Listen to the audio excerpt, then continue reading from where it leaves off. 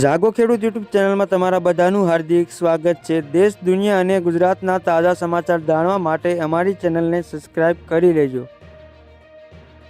વસાવા અને વસાવાની લડાઈમાં આપ નેતા ઈસુદાન ગઢવીની એન્ટ્રી, લગાવ્યા ગંભીર આરોપ।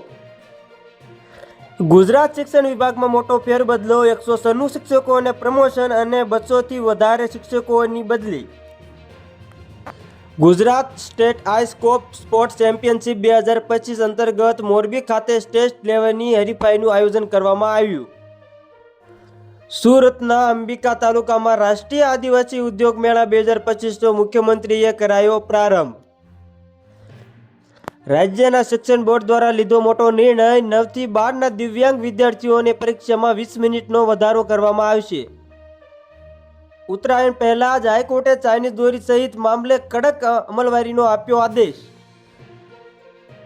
વિરાટ કોહલીને બીસીસીઆઈએ આપ્યું 10,000 રૂપિયાનું ઇનામ, ચાહકોએ મજાક ઉડાવી।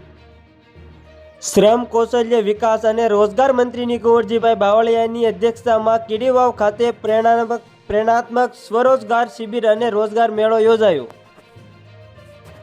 ગુજરાતને 33 વર્ષ પછી નેશનલ ટાઈગર કન્વેન્શન ઓથોરિટીએ વાઘની હાજરી ધરાવતા રાજ્ય તરીકે માન્યતા આપી।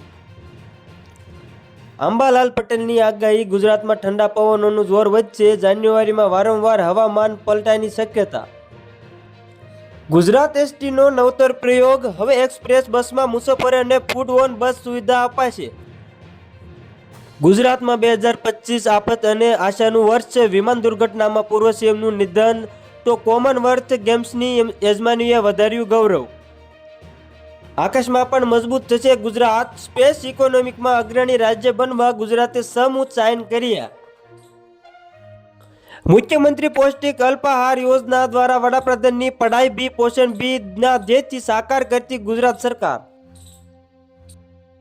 હાઈકોર્ટના નિર્ણયને રાજવીએ ખોટો ગણાયો, 850 વર્ષથી ચાલતી અષ્ટમી પૂજા પર રોક, સુપ્રીમ કોર્ટ પર જવાની તૈયારી।